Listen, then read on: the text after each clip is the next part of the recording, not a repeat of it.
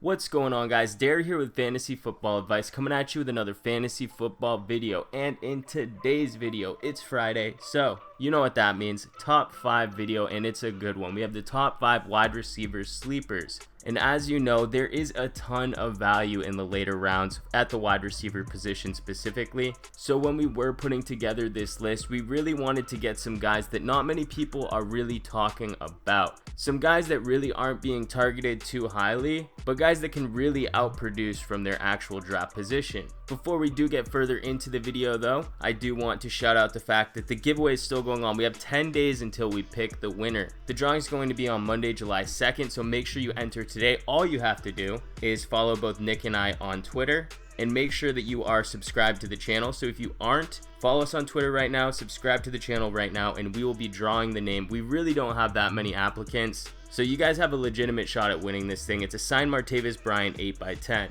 So if you want a chance to win it, go ahead and enter to win. Now, on to the stat of the day. As for yesterday's stat of the day, we had which top 20 back had the worst drop rate but is expected to receive an increased number of targets from last year. The answer to that was Melvin Gordon. Congratulations to Tony, man. This is actually his second win, so good job on that. But I have a new question for you guys today, as usual. And we're actually going to the offensive line here. And which team had 2 offensive tackles in the top 6 for pass blocking efficiency? Okay, so which team had 2 offensive tackles in the top 6 for pass blocking efficiency? The answer may surprise you. That's enough about that. Let's get into the top 5 sleepers. This is in no specific order, and the first receiver we have on this list is Kenny Golladay. He's coming in right now in PPR leagues as wide receiver 59. He can be drafted in the 13th round.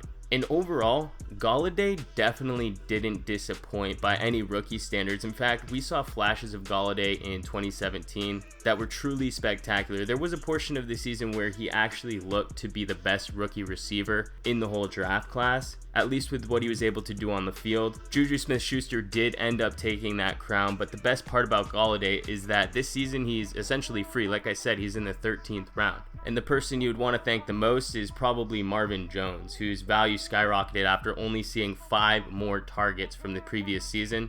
But with those additional 5 targets, he really did make the most of them. He compiled 180 more yards than he did in 2016. Not only that, but he also had 5 more touchdowns. He went from 4 touchdowns in 2016 to 9. So seeing hardly any volume, he jumped significantly in production. It seems a little fluky, and we do expect him to bounce down to earth. I think the majority of the fantasy community does, considering he was a wide receiver 1 last year, and he is one of those mid-round targets. But as for Golladay as an individual contributor, there are a lot of things going for him. He finished last season as the 20th best wide receiver in wide receiver rating per Pro Football Focus. And when you compare him to the other receivers on this roster, he's actually the biggest, meaning he could see a lot more red zone opportunities coming his way. He's 6'4", 220 pounds, and he's in the 81st percentile in catch radius. He's got those long arms, he's got a big body, he's definitely a guy built for the red zone. Now, not only that, but in college he did prove to be quite flexible. He was 84th percentile in college dominator rating,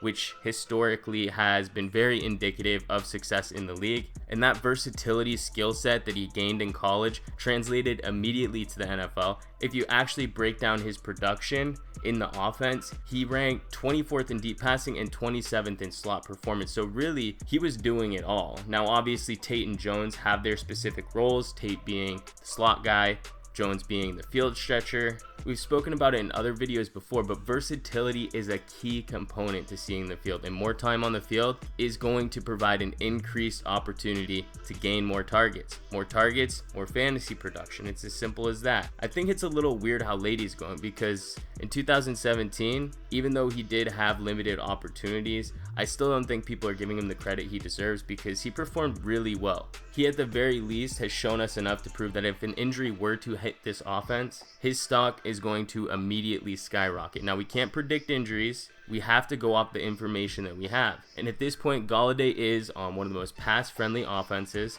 In fact, The Detroit Lions, since 2014, have ranked 11th in total pass attempts at the lowest. So they've always been 11th or higher. So you know there is going to be volume enough to go around. And in his first season already, he was already averaging over 4 targets a game, which isn't a ton, but Eric Ebron left, who did average another 5.4 targets per game. That target count is going to be split across all the receivers, but you can definitely expect Golladay to get more usage, and if he performs well, look for them to target him more often.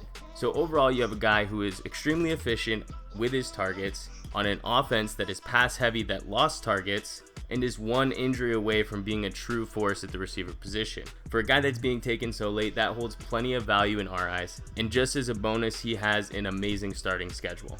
Moving on though, we have Allen Hurns coming in at wide receiver 43 in the 9th round. Now we understand there isn't much faith in the offense of the Dallas Cowboys aside from Zeke, but the reality is this team is going to need to throw to somebody. They lost Dez Bryant, Jason Witten, and Bryce Butler, which combined for a whopping 244 targets. 244 targets was just 1 target shy of a 50% of the entire team's pass attempts. Not only that, but let's be honest, this Cowboys defense is not good enough or tough enough to limit opposing offenses. And as for Allen Hurns himself, he's the type of player who has always played with a chip on his shoulder. He entered the league as an undrafted free agent, and people are quickly forgetting just how good he was prior to dealing with these nagging injuries the past 2 seasons. In fact, in 2015, which was his last relatively healthy season, he was the 4th highest rated wide receiver in the entire league, rated even higher than his counterpart Allen Robinson.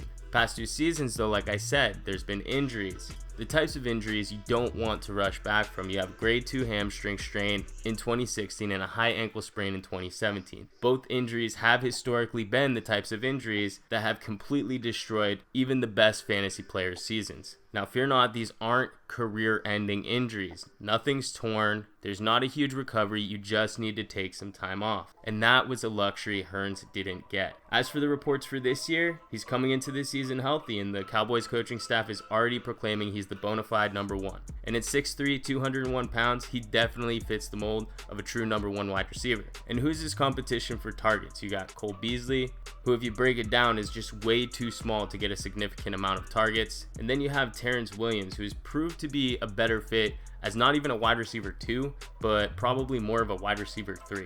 He's literally the only Cowboys receiver being drafted. Hurns could instantly have the ability to get over 100 targets, which isn't something you can hardly say about any receivers in this range. There's only so much Ezekiel Elliott can do, and like I said, the defense isn't good enough to completely take the ball out of Dak's hands. Hurns isn't the biggest, he's not the fastest, but he is a technician. And also, Dak's not as bad as he was last year. Don't put the recency bias blinders on. There's still some opportunity in this offense, however limited it is. If your goal at this stage in the draft is to grab players that have a realistic chance of being a starter for your fantasy team, you're basically describing Allen Hurns. He has that type of value from day one, and if it doesn't work out, it's not going to cost you a fortune. Before we move on though, I do have to shout out the fact that the premium package is about to be released. If you want to go on our website right now, you can create an account and you will gain access to the premium rankings as soon as they release. We have tier-based rankings, risk ratings, player breakdowns, projected target shares, sleepers, busts, targets, everything. And don't forget, you also get immediate access to the Facebook group, which is one of the best benefits. So go ahead and check it out on the website, thefantasyfootballadvice.com. Link is in the description. Now, on to the next sleeper. We have Chris Godwin, who is currently going undrafted. And I have to start this off by saying it's about time we got Chris Godwin on a list, because he is one of the most slept on players that there is for 2018. We did like Godwin coming out of college, but it was hard to recommend him as a sleeper due to the fact that Deshaun Jackson had recently been taken in free agency. There was the addition of OJ Howard as a rookie tight end, and then you had Adam Humphries, who is still gaining some pre-draft hype from his production last year. So we took more of a wait and see approach. And what we did see in 2017 was that Deshaun Jackson looked terrible. It's safe to say that he's not going to be a dominating force as he once was in the league, and although he will be probably a better real-life receiver than a fantasy receiver, this does mean that Godwin will have an opportunity to move up the depth chart. Currently, we will admit he is pretty buried, but we do not expect that to last. His measurables are extremely impressive. He runs a 4.42 40 and has a 95th percentile SparkX score. So he's fast, lightning fast. Not only that, but he's able to accomplish all that while being 3 inches taller and 35 pounds heavier than Djax. So what did we think of his production last season?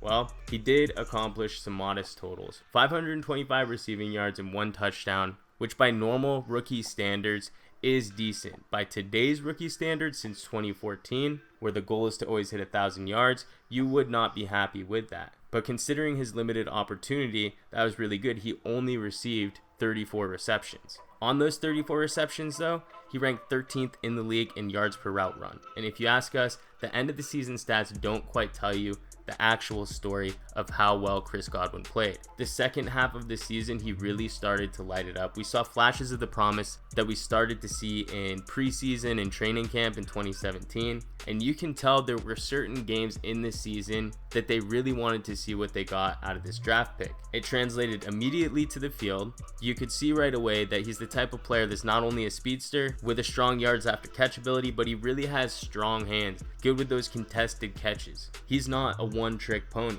We could really see him being in that Djax role, but still providing the team something that Deshaun Jackson really couldn't. A big-bodied receiver who can make contested catches in coverage. Breaking news though, Jameis Winston is likely suspended for the first 4 games of the season, which probably means Godwin is likely going to be an afterthought in most leagues, and come draft time, he's probably going to go undrafted. That is, of course, unless he makes splashes in preseason. If that happens, you could expect that to change rather quickly. Definitely someone to keep your eye on, and as for Dynasty League owners, he holds immense value and you all should be targeting him. Deshaun Jackson has no guaranteed money going into next year. They can cut him and save over $10 million. Don't sleep on this player. If you're in a Dynasty League, definitely target him. We expect big things from Godwin in 2018.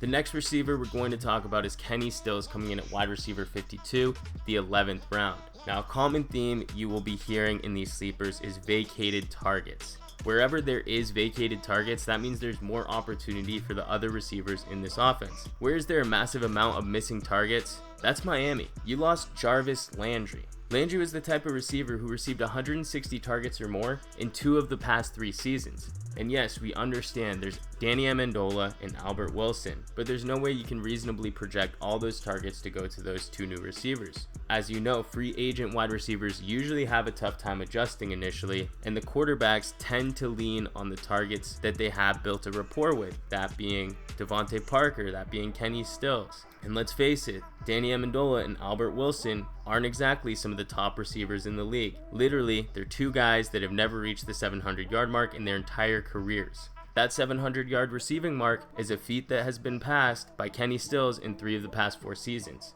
Now, unsurprisingly, the time he was unable to reach the 700-yard mark was his first year in Miami, where he actually only received an abysmal 440 yards, and that was coming off of a 900-plus yard receiving season. So what does that tell you? No matter how good you perform in your other offense, it doesn't directly translate to production on your new offense. And let's face it, Tannehill's not the best quarterback. He's not an Aaron Rodgers, a Tom Brady, a Drew Brees. He's not going to be able to get the new receivers the ball and show off their strengths. He's still going to rely on the weapons that he's comfortable with, and that comes down to, again, Devontae Parker and Kenny Stills. If you do look at the numbers, Stills has gotten better each season in Miami, and he does have the immediate ability to be a flex-worthy producer at the start of the season. Miami's defense is terrible, and when this team has to air it out, they're probably going to rely on the guy who runs a sub 4.40. So at the very worst, you're going to be getting a player who's going to outperform his draft price, which is what he's been doing for the past 2 seasons. Don't get it mistaken, Stills is talented. He can be a productive player.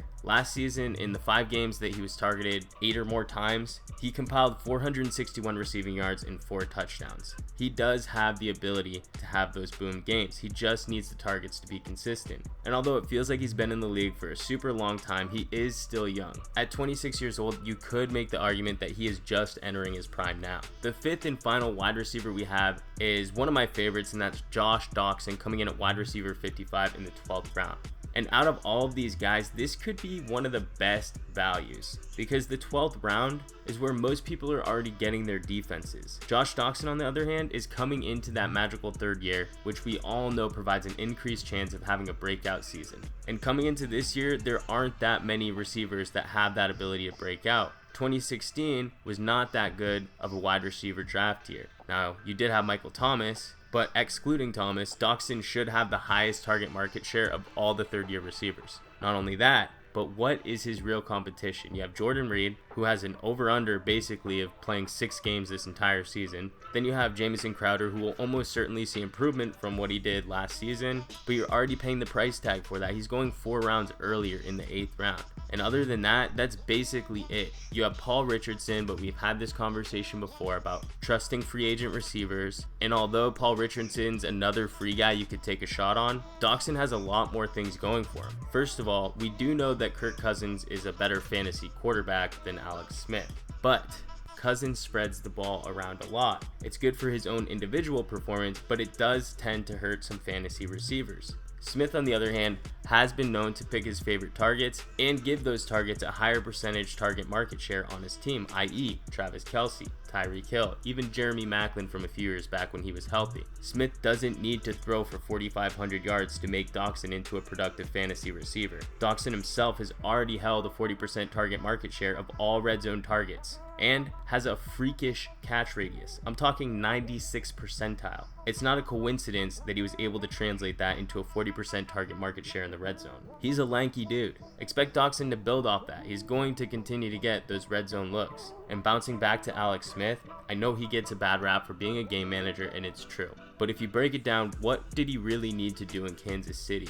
The defense was great and he had no weapons around him. When the defense started to get worse and the team was starting to bring in weapons, he actually began to produce. He was forced to air it out a lot more. Now he is 100% having serious regression. There's no way he's repeating anything close to what he did last season, but it's undeniable he is going to be forced to do more than he was on Kansas City in Washington. Kansas City was a great defense. Of course, over time they got slower, they got older, they got injured. It showed on paper too. The past 4 years, Kansas City defense went from 2nd to 1st to 6th to 15th in points per game. They're probably going to fall even more this year as well, especially with Patrick Mahomes at the helm. But to have a defensive floor of 15th in points allowed, that really helps put your quarterback in a position where if he doesn't turn the ball over, a team can win no matter what. You don't have to put the ball in his hands. Now, he won't really have that luxury in Washington. The best defense that they have been through that same span is 18th. They even ranked 29th and 27th in 2 of the 4 years in points allowed.